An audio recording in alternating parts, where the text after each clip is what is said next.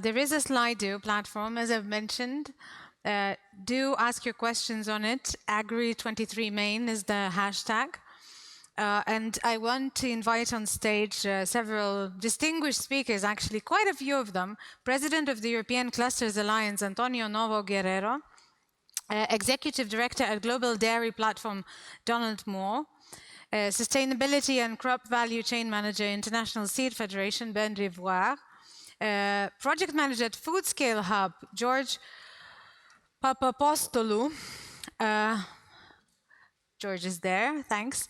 Advisor to the Minister of Agriculture and Ministry of Agriculture of the Republic of Lithuania, Kristinas Simonaitytė. And also I've seen him somewhere, I'm not sure where he's now, but Deputy Chairman at Linas Agro Group, CEO at Kauno Grūdai. Andrius Pranskevičius, you're here. Thank you so much, everybody. Thank you, everybody, for being here. Let's start with, as it was requested, solving the problem. Carbon footprint claims and labels are proliferating. As Julia has said, it is investors, retailers are demanding information, reporting, a real push from the audience as well, from consumers. Another push coming from policymakers for you to, as businesses, for example, to measure carbon footprint. Scope 3 emissions to be required to be disclosed. I'm just reminding of a brief landscape. The problem, as Julia has suggested, landscape of reporting standards and guidelines has emerged. Now, would you agree that everyone agrees that it's super important and as it was said, we need to be able to measure it. So what are you doing specifically to measure emissions is my first question before we get into other initiatives. And maybe let's start with seeds and dairy and the business as well. So like this, for example, the Seed Federation, what are the entities that belong to the, your association? What are they doing to measure carbon footprint? Thanks for the question, and great to start with the seed element, because indeed I think when we look at the agri-food system, seed is a starting point for most of the production. As mentioned this morning, 80% of the food start with seed, according to FAO.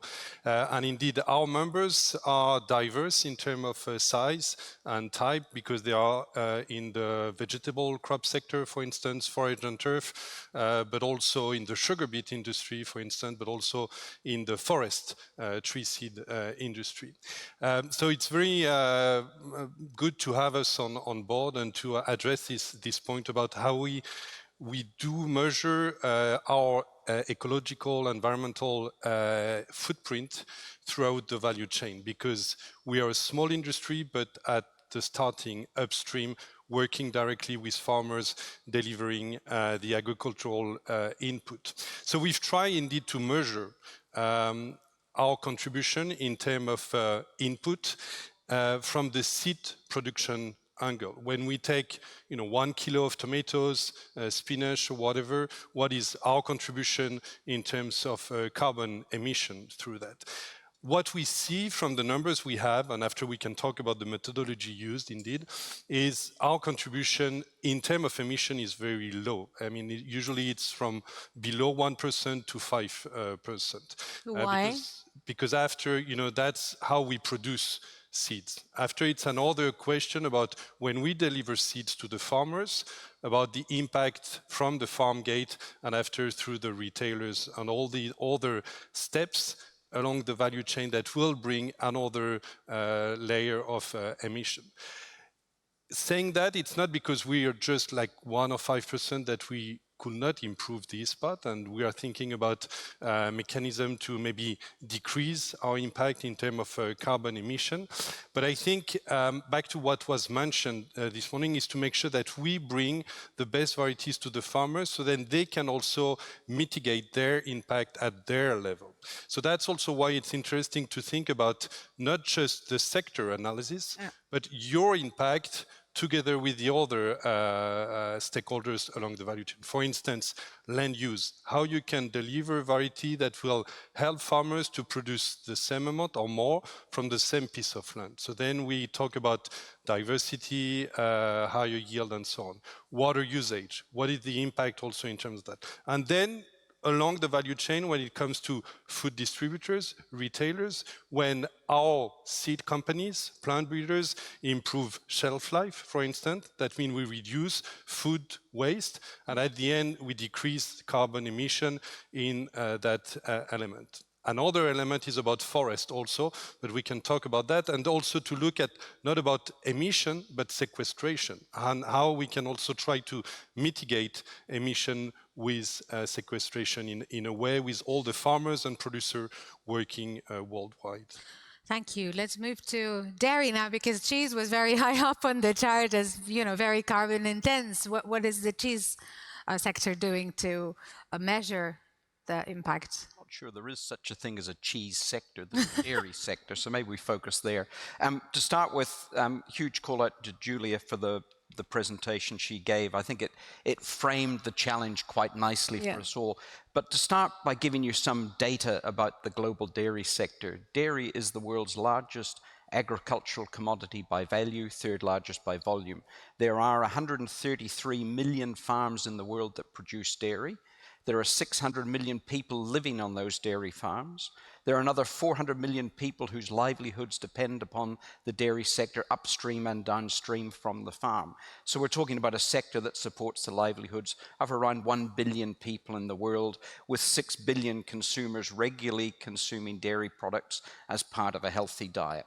So let's just establish the sort of the frame that we're talking about here.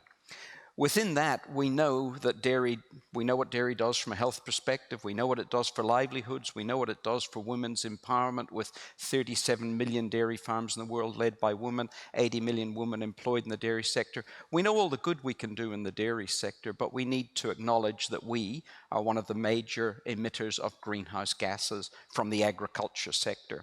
Back in 2010, the global dairy sector launched the first life cycle analysis methodology, and I saw it on one of Julia's slides as well.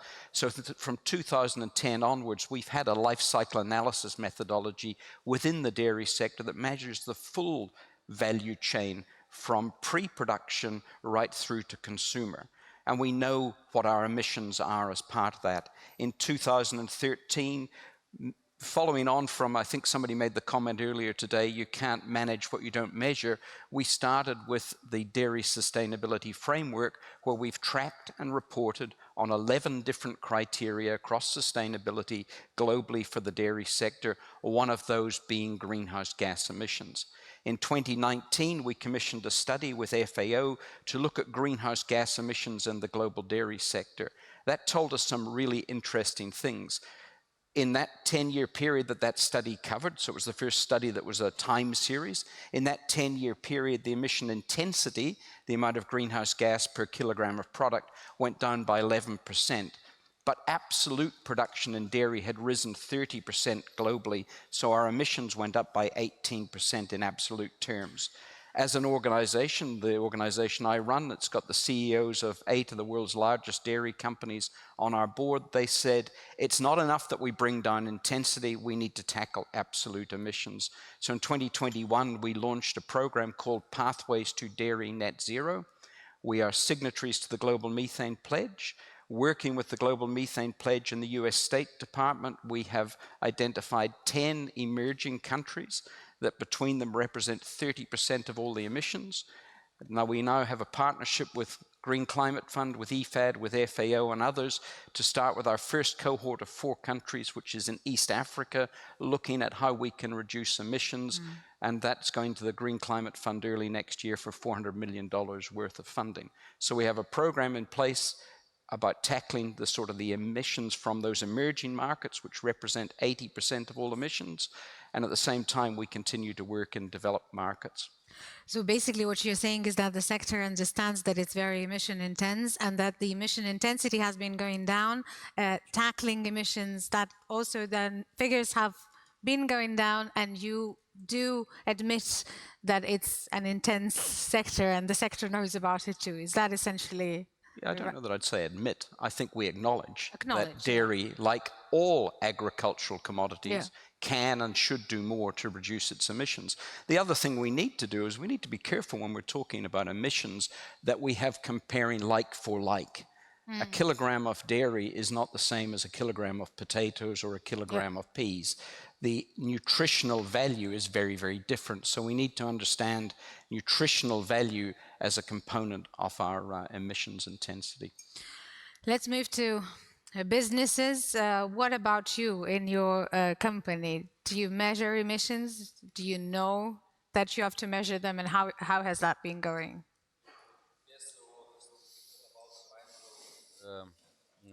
Agriculture. So we're also growing grains and milking cows. So we are one of the biggest milk producers in Baltics and one of the biggest grain growers as well. And also we have poultry business, which is also quite strong in emissions. So we have calculated, of course, even a few years ago, even I think it was before European Commission announced that Green Deal goal. So we have calculated more or less all the emissions and on the grains and dairy. On the farm level, it is very good, and I liked the presentation before that it is very much fragmented and in different market, let's say, segments, different goals and different situations are. So on farm level, you have, let's say, good thing that some of the emissions are regenerated by some of the plants you are also growing. So for example, about 20-25% of direct emissions are compensated by corn, for example, which you are growing, or by peas, or by because they are absorbing and helping to reduce that.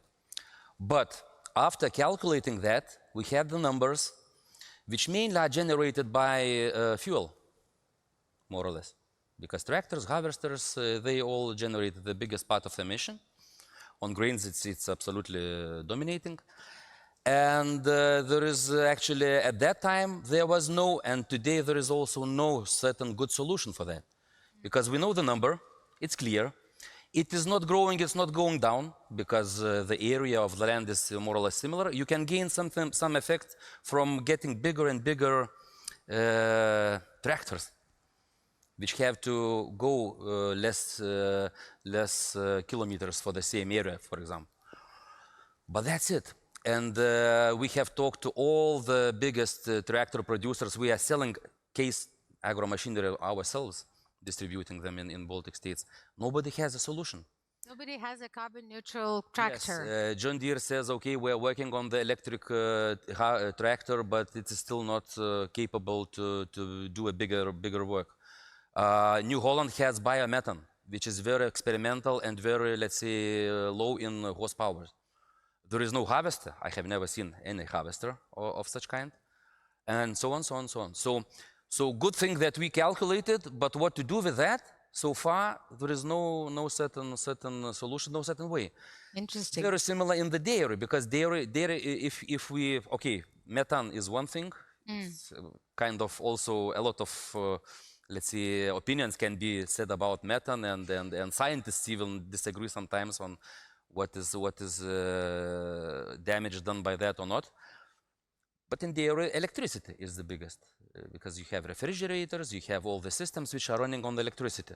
So in electricity, you can solve in certain way, because you can really buy green energy from hydro plants or from wind energy plants and so on and so on. So this is a certain solution you can find.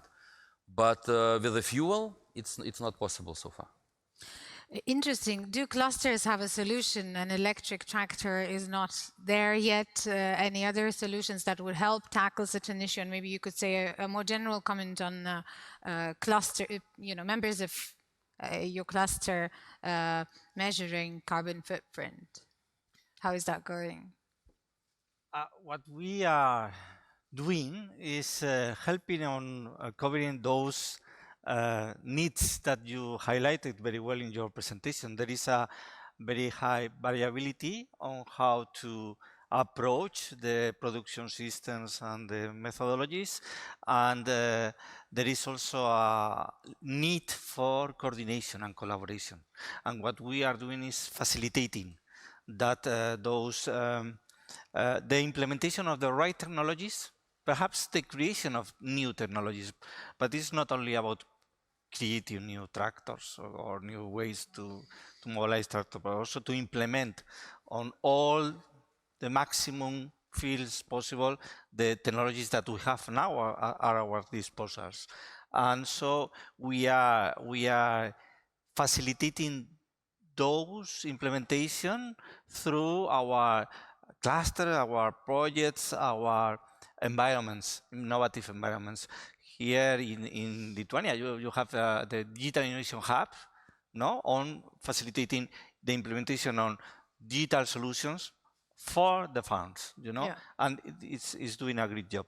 So what we are creating is the right ecosystems to facilitate that, especially those small entities, small companies, take advantage and use those technologies. That's the main point. For example, this afternoon, we are launching the C2 Lab, the cluster-to-cluster laboratories, and we are helping, promoting, supporting the definition of innovative projects in collaboration between clusters, but also with companies. And there are many funding opportunities now across Europe for those SMEs, those companies interested in participate, I understand, but what I also hear, hearing one speaker saying we need to double and triple our innovation efforts, and then, someone giving a specific example where innovation has not been made yet. Do you think there is the level of innovation? Do you think it's high enough? Do you think that, everything is fine with the level of innovation? We need far more, but if we will implement everything that we have just now, of course we will be far better. Generative artificial intelligence, the digital passport. We were speaking about the critical need for measuring. I will say that near all the technologies are there for that kind of approach.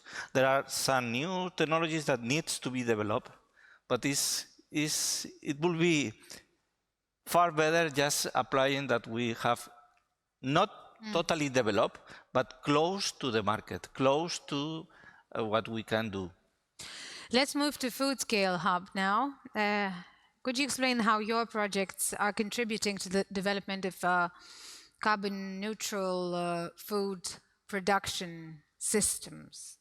Okay, well, I think it's been made absolutely clear up until now, all the discussion we're having, that there is no singular solution to the problems we're facing. These systems appear to be complicated and they are big to be intercorrelated. So likewise, Food Scale Hub is engaged in a number of projects. What we're trying to do is to affect change wherever we can. I'm here today as a project manager of Carbonica, which is a project that Food Scale Hub is actually coordinating. In Carbonica, of course, we're trying to investigate the potentiality of carbon farming in 3 national ecosystems, in Cyprus, Greece, and North Macedonia. And even though it's early stages, our experimental results are showcasing that there is a great potential for actual transitioning local agriculture towards carbon neutral, let's say, result at the end. Of course, this takes a lot of effort, and it is not something that can take place solely on the field. So we need to engage the farmers, we need to engage the policymakers, we need to engage the private investors. So it's an effort overall, and it's a confluence of things that will produce an end result. The result that we're actually hoping for. So that's one front. The other, on other aspects, Food Scale Hub is engaged in other projects. For example, we're trying to mitigate risks in farming management systems. This also produces a benefit to the farmers and reduces the carbon footprint. Also in the Mediterranean region that we all know is a hotspot for climate change, we're implementing projects that are focused more on climate resilient technologies. At the same time, we're looking into projects and we're implementing projects where we're trying to take digital technologies to the farmers. Because, you know, there is always this talk about innovation. I mean, Augustas earlier on was counting how many times we exchanged the term sustainable impact, yeah. in the first 100 minutes. But we're talking about innovation quite a lot. And my belief is that if you ask 5 people about a definition of innovation, you'll get back 5 different answers. You know, it's very much like the fable with the Indian elephant, where 5 blind men are trying to describe the single beast. I think that a very pertinent, at least the definition that I like about innovation, is that it's a multiplication of invention and marketability.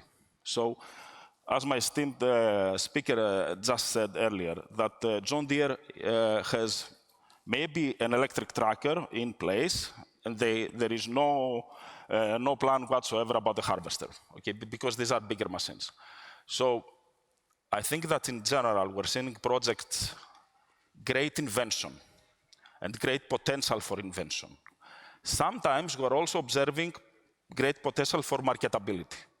But in order for this to become invention and innovation, we need to have a confluence of both. And Food Scale Hub is mostly engaged in trying to find this exact hotspot, this exact, let's say, this Goldilocks zone where these 2 things can happen together. But are you essentially saying what a lot of times clusters say as well, and I'm just double checking, that there is no, that there should be a greater link between an invention and the market need? Yes, exactly. I mean, innovation is the marriage between the invention and the market aspect. You can have a great number of inventions, which if are not marketable, we're used to saying that they are not economically sustainable. But this firewall of economic sustainability can be broken in so many ways. Okay, there is social innovation, for example, that can sometimes disrupt such an economic firewall. But at the end of the day, yes, these 2 components, they do need to come together in order for something to become at least self-growing. What do we have to do for them to come closer together? We will discuss this in just a second, but I want to approach Christina and refer to what has been also said several times now. I mean, we can do the count for every notion that we use, but I think at least twice during this panel, engaging farmers, or looking at the farmer and remembering the farmer, whatever the wording was. But essentially, we have also been talking, I think last year we said that farmers, they are very, they don't really like innovations. They are a very conservative sector and so on and so forth. And then, there may be a lot of initiatives, maybe new policies, but then it's very difficult to engage them into everything. So I'm asking the Ministry of Agriculture of Lithuania, how engaged are the farmers? And also more generally, what is the Ministry of Agriculture doing, or how is it integrating sustainability and carbon neutrality goals into its agricultural policies? Well, maybe I would like to start a bit with the reflection to what was said already on the innovation part. So I want to refer back to the IPCC report from last year on mitigation measures, which like the main conclusion from it was that already we have all the technologies that we need to combat most of the emissions now. So I think that's also important to keep in mind, not to focus just on innovation, but also consider what tools we have at our disposal now. And I think that's very relates to what you asked about the farmers, because very often, like the key measures that we can take are really the the agronomic truths that often are forgotten today. So in Lithuania, for example, most of the emissions from agriculture specifically come from croplands, so growing crops, and it's mostly because of the use of mineral fertilizers. So I'm not saying that we need to, or even if we that we can, to reduce completely and not use them at all. But I think there is space for us to use mineralizers more efficiently, and I think that's where some of the innovations come as well, because we are talking about the technologies that are allowed to use the inputs, more precisely, or so we were talking now about better measuring on a farm level, the emissions or inputs, outputs. So I think that's something that the government, the state agencies can also provide and contribute, providing these platforms where the farmers can, for example, input all the factors from their farm, whether it be how much hectares they grow, of what specific cultures, how much they input fertilizers or anything else, how many cows they have, and all of that will help them to kind of understand better the landscape of greenhouse gases from their farm, and also kind of consult what they can do better, which are the red areas, that they can shift some practices maybe. And often what we see is that while we are talking maybe mostly about the reducing, climate impact, it actually most of the times makes economic sense. So, because you're changing practices a bit slightly, maybe using less fertilizers, which are, as we know, are expensive, especially the prices rose so much last year. So I'm talking more now about the future developments. So we are working on these tools, and I know that some countries are much further in this line than we are, but that is something that is in our plans. And but today, coming back to the measurements, maybe I think what is important to understand as well, that we focus mostly on the national emissions, and in the national emissions, we look only at the box of agriculture sector. In Lithuania, it's 20%. But what it does not measure or capture this number is, what you mentioned, the energy part, the fuel. It's all calculated under different sectors. So I think that's also referring to the fragmentation that was mentioned before. I think that it would be better to see this like the whole food system approach, to understand better where those emissions come from, and really then tackle them better as well. Do we have, though, any, good examples, successful national strategies in Lithuania, programs that have, effectively measured actually not measured, but, reduced agricultural carbon footprint in Lithuania? Anything that we could boast, anything that we would want to showcase? Okay, well, maybe it will be a very bureaucratic answer, but I think it's very, so in Lithuania, we have a lot of different strategic documents, a lot of plans, strategies, and agendas and whatnot. But there's this specific document that we have to prepare it as like part of, it's a part of regulation from the EU, but it's called National Energy and Climate Plan. And personally, I think it has been very effective in terms of both kind of outlining very clearly what are the key measures that we need to take, very clearly allowing us to follow our progress in reducing emissions, also calculating how much it costs, and so what the finances that we have and what are still lacking, so kind of seeing it in one picture, and also fostering discussions. I think it's been often on the farmers' minds, and in discussions also brought up, like, let's talk about NSCP as a tool, how it will change the farming landscape in Lithuania. So it's not a tool, it's not a program or anything, but it's a very specific document, which I think was quite successful in various ways, as mentioned. Okay, so document was the answer. What about you, Mr. Pranskavicius? Can I add? Any good Two words examples just you would want to on, share? on good examples.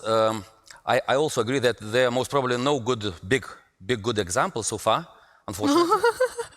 but there are a lot of small examples. Okay. But are And you I agree talking with about your all the business now? I agree with all the colleagues who said that it is very important to start monitoring, to have systems for monitoring, because this is the start of the start. We have this discussion with our colleagues as well. When you start monitoring, you usually find even small things which you can change. Fertilizers, for example, is a big thing, and last year they were very expensive, and we used them 20% less, but we still received the same harvest, for example, because not only fertilizers are the input, but the sun, the rain, and all of that. And now we're thinking, okay, maybe that usual quantity of fertilizers can be a little bit lower, because the overpriced products pushed us to use it less, This is also kind of a result of monitoring. By the way, the easiest way to solve a fertilizer problem is to have more cows. Which again contradicts, it's a paradox, contradicts with the methane emission, because organic manure is completely, can be changeable to the chemical. Another small example, for example, we have poultry farms. Let's say poultry farm in Lithuania, it uses 1 million metric cubic meters of water. Is that a lot or not? It's a lot. It's quite a lot. And it's the biggest farm in Baltic states. So even if you save 1%, and we save 2.5%. How did you manage to do that? Yeah, you're just monitoring, and you talk with your managers, and you start putting some KPIs, you start following that.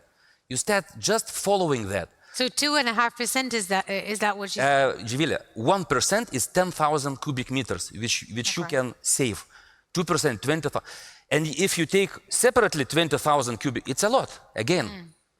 So if you have many of these small things so far, because there is no big John Deere or big whatever, so you can still be quite okay with the small trackings, and this could be not to get depressed at the very start, you can do small things. Okay, that's very good. Let's collect any other small or big examples that that are good towards carbon neutrality. The seed sector, for example. Yeah, thank you. And maybe on the innovation part, because indeed you mentioned about the appetite for farmers to adopt new technologies and innovation. And I get your point about innovation is there, but how the farmers get that on board. And innovation is not just about products; it's also about the good practices. And I think your example was a good one in terms of what could you change in your daily management of the farm that could have an impact, and then throughout the chain bring something. And that's where, as us from, for example, seed producers, seed distributors. I was last week with sugar beet leading company, and I know sugar beet is a very important crop here in Lithuania.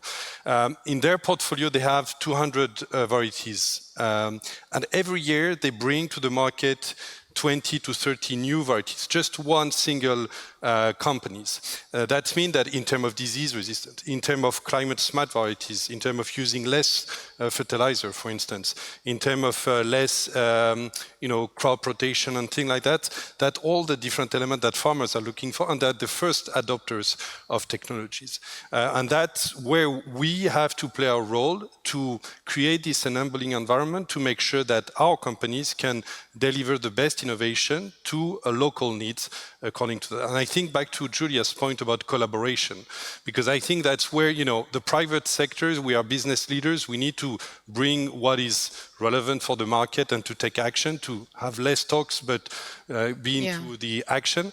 How can we cooperate between the different actors from the public sector perspective, policymakers, regulators that have a specific view on how the society might contribute to mitigation, the business perspective, and after the user's perspective, farmers and all the other actors, retailers along the value chain. You mentioned about the complexity of all the different standards, and I think OECD is doing a great job in terms of assessing policy, what works and what is less effective, also bringing some harmonization in terms of this complexity about product-based to firm kind of perspective, from more general to more specific to regional, country level to more international standard. So we need to understand how to work into that and how we, from a business perspective, can bring either products or good practices to get into action to really have some concrete result. And not really measuring, but seeing the impact on the planet, the people, and the business at the end. Thank you. Let's collect an example from dairy.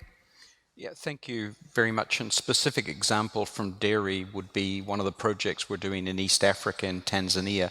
We're working with a company there called Grand Damam, which is a smaller dairy company, 800 dairy farmers supplying milk to it. It's a company that is probably typical of those in that region. I think are in the just outside of Dar es Salaam area in Tanzania. We intervened, if you like, initially to improve nutritional outcomes. And so to improve nutritional outcomes in a country like Tanzania, where 35% of children under the age of 5 are stunted because they don't have sufficient protein in their diets. So we focused on nutritional outcomes. To improve nutrition, we had to improve productivity at the farm level.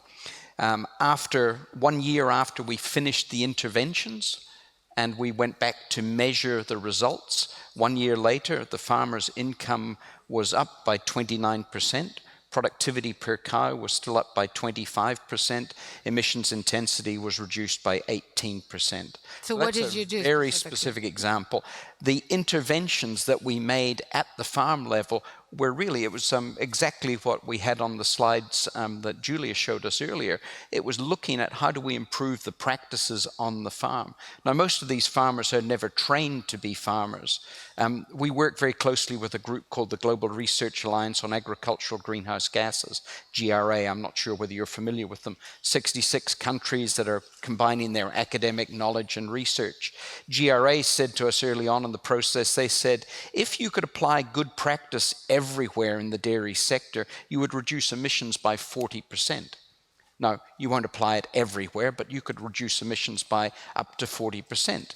If you took the technologies that are available today or emerging, like methane inhibitors or methane digesters, you'd take another 35% of the emissions out of the equation. Still leaves us with some 25% at the end. So we focused on the 40%, the practical interventions. And it was animal husbandry, training them about basic animal husbandry, about the need for fresh water, and about the presentation of the feed they were already receiving. And that was what reduced emissions by as much as 18% sustained, and productivity increased by 25%. Thank you. That's a great example. Any big or small examples from success stories from clusters? Yeah.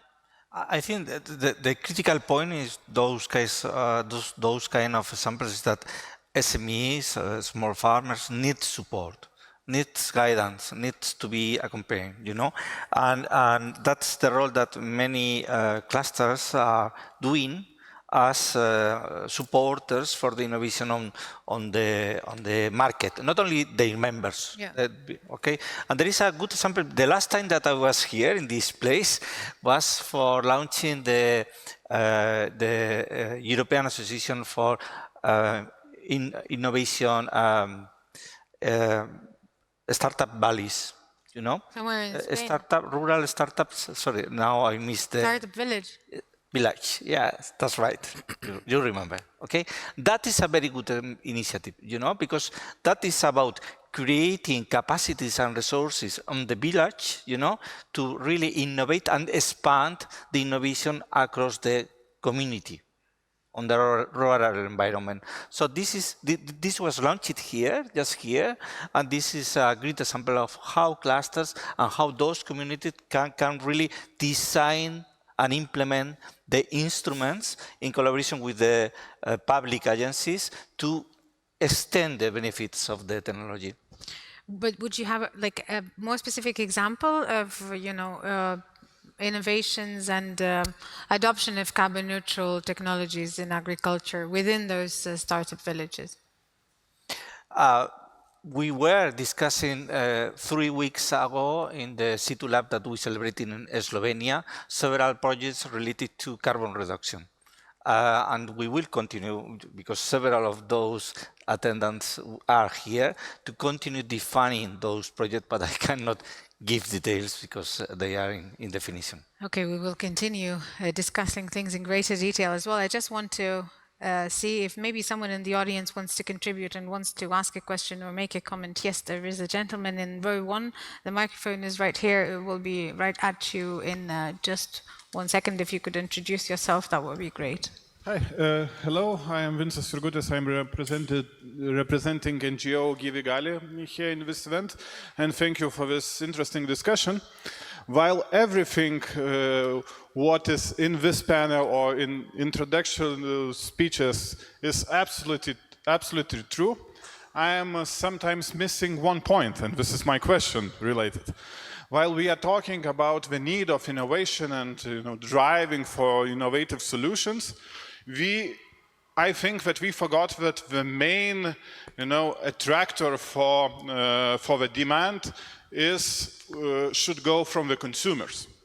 And we might have many different programs, but if the consumers, they are not looking for, carbon neutral food, if we are not available to track it, to know it, to see it on labeling, for example, or I do not want to start a discussion whether it should be also implemented with extra taxation or not. Let's leave it to future discussion, but maybe this is the main answer, but while the consumer is gonna know what we are using, so then the producers, they're gonna start find different innovative solutions, and this is how we will have changes. Okay, thank you so much. I think it was mentioned in the introductory speech as well, right? The confusion of consumers. The ministry wants to take on that one.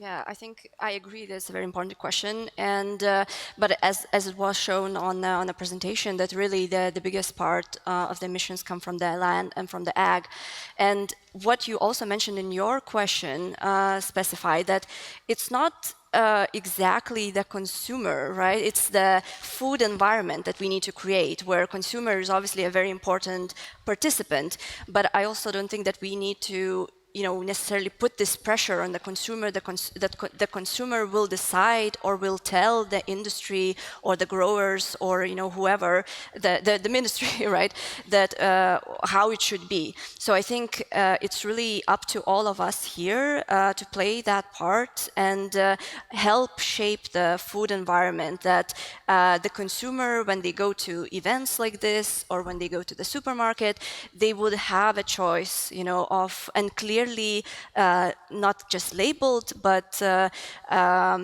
substantiated, by real data and real efforts. So I think that's kind of two-way street, definitely. Anyone else wants to comment on this? You were nodding your head. There's a question for you specifically as well, but do comment on this one if you are willing to. Worried when you say there's a specific question, so I'll talk for the remaining 6 minutes. No, I think it's a fantastic point, but we've got to really be careful when we put out guidance to consumers that guidance is based upon evidence and facts. And so, simply putting a label on the front of a package that says this food is good or this is bad, what evidence is that based upon? And we know that nutritional evidence is constantly evolving.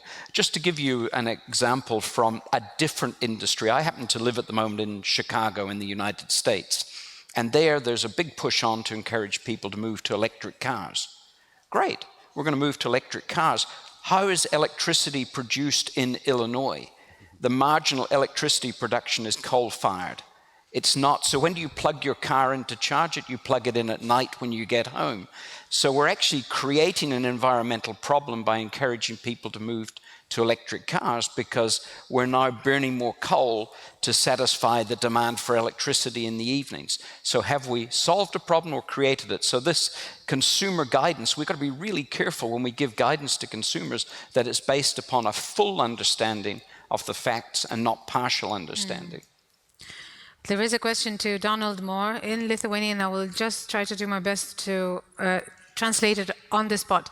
In Lithuania, we have many young people who work in animal farming sector.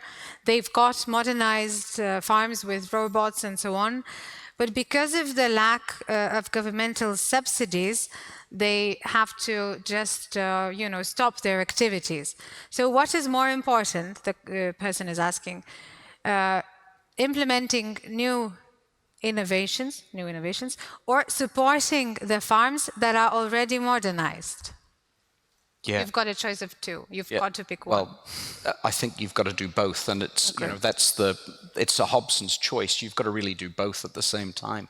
And somebody mentioned earlier today, I think it might have been our keynote speaker in the morning, that we need to make sure we can make agriculture, I'm going to use the word sexy, to attract youth into agriculture as much as they are into other technology type fields, etc. And part of the way to do that is the introduction of technology, so robotics, etc. It also reduces the burden of dairy farming and other types of farming on the farmer itself. So we've got to find ways that we can introduce technology that makes it less burdensome, and at the same time we've got to train the people who are coming through to use that technology.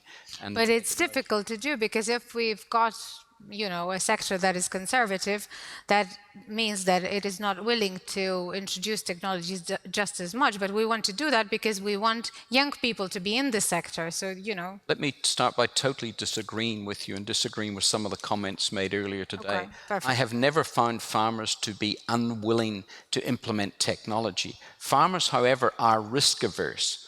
And so we've got to de-risk it for them, not simply tell them, here's a new technology, you should implement that. Oh, you didn't want to implement it, therefore you're adverse to technology. No, every farmer I've ever met is very adept at using technology when they can see the benefits. So we've got to be better at explaining the benefits of that technology to the farmers. Mr. Pranskavicius would agree with you. Just one sentence. I strongly agree, because it was said before that farmers are very conservative and this and that. It's not. And if you look just 20 years ago, what was farms and what is today, it's different. Yeah. Every field is monitored through the satellites and all this precising farming and all these things. iPlow, we have iPlow, like iPhone, iPlow, who goes and up and down, depends on the soil, So I would say that in all economical sectors, most probably agriculture was the biggest innovative sector from all of them.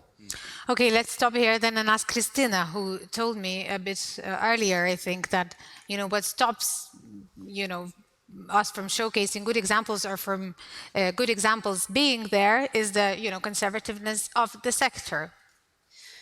Yes, I did say that. So, but I also agree what was mentioned here, that what we often hear is exactly that the farmers, they do use these new technologies that are available, but what is also important to understand that we are not talking about all of them, 100%. We do have smallholder farmers, which we can't really compare to the big farms, which have thousands of hectares, which are able, or it's economically feasible and possible to use these new technologies. But then we have also, from the ministry point of view, I think this is like what is our focus group, is the smallholders that we need to support and find ways to encourage them to stay in the sector, to grow. But that does not necessarily mean that we are that they are capable or should use these big things. So I think my comment on the conservatism of the sector was maybe in regards to the kind of the policy discussion about the goals and targets. Okay.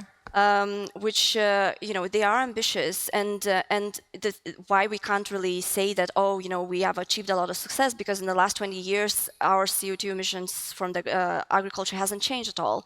So obviously there's still some things. Okay, that's a good distinction that you just made. Let's round this up, and let me ask you a final question and ask for from a final comment. Let us try to envision the future landscape of a fully sustainable global food ecosystem, and let's try to do that by providing a step that you yourself are going to take to reach more carbon neutrality, because as Augusta said in his presentation, let's talk meaningful. So let's only live by example, basically. I mean, not just talk things, and we can gather every year to say that we need more collaboration, but then if we don't do anything about it, it all goes in vain. So what will you yourself specifically do in your very prominent business to reduce carbon neutrality? So first of all, we have very big thinking about biomethane gas production, which is very much related to the milk industry, and that could help a lot. That could be very strong, let's say, step forward, because it could bring hundreds of thousands of megawatts of clean energy.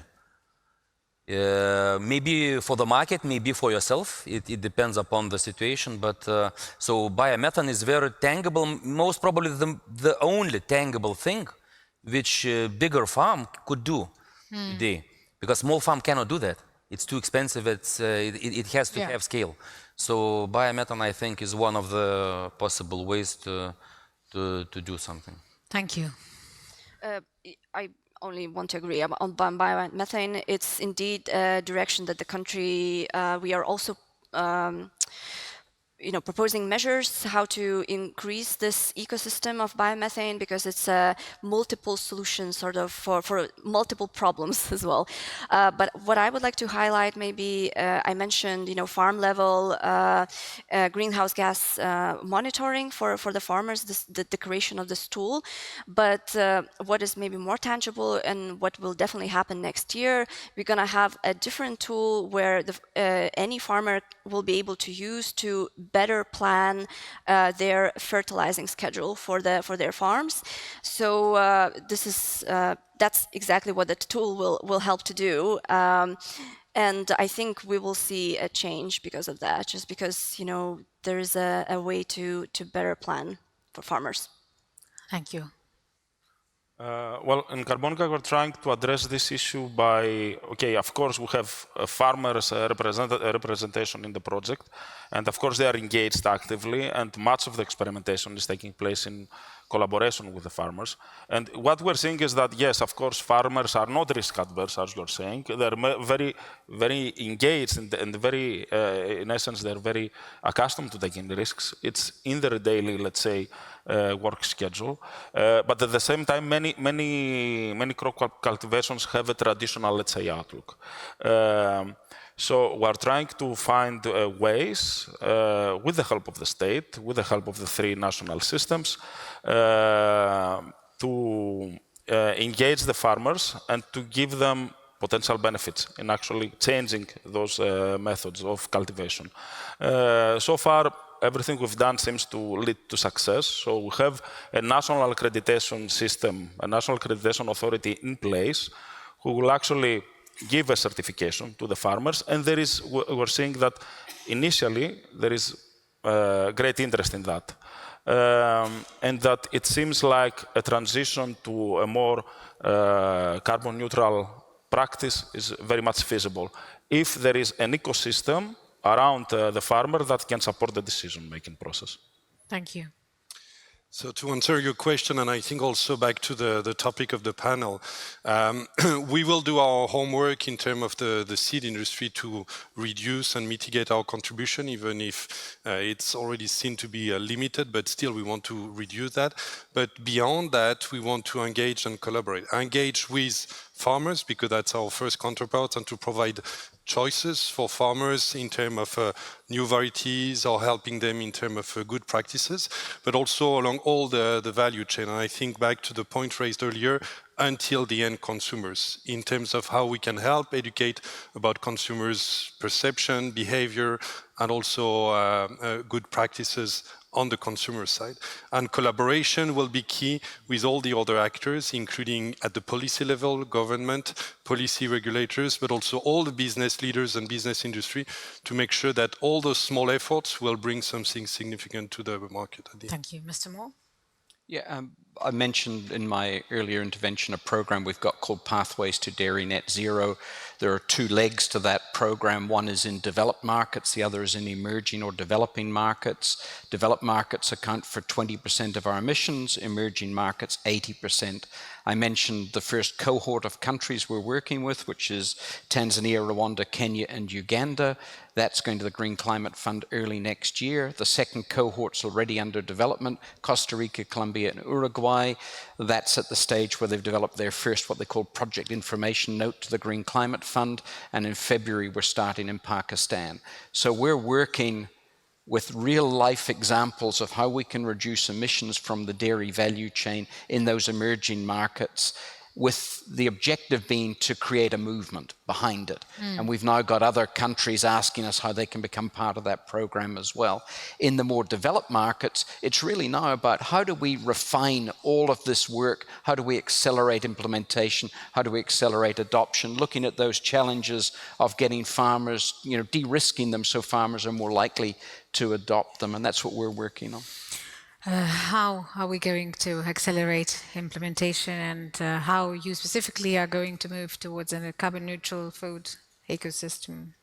In Europe we have more than 100,000 clusters. I think more than 100 are related directly to agri-food.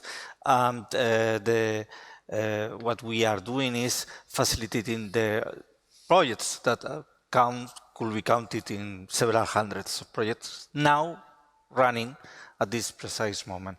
We are, in coordination with the European Commission, the ECCP, the European Cluster Collaboration Platform, is launched 30 Euro clusters, and those Euro clusters are providing cascade funding opportunities, 43 million this year on support to small companies developing projects.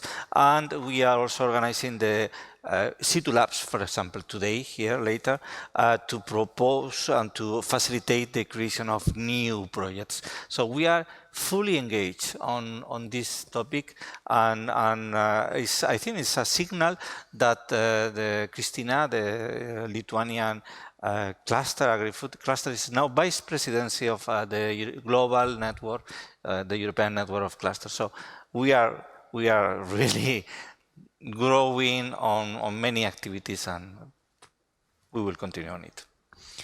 I think we're going to stop here. I want to thank you for your very insightful discussion and really engaging comments as well. I think the audience was really listening, and you've shared some really good examples. Examples always work very well for any audience. That's a remark for me. So thank you so much for sharing those.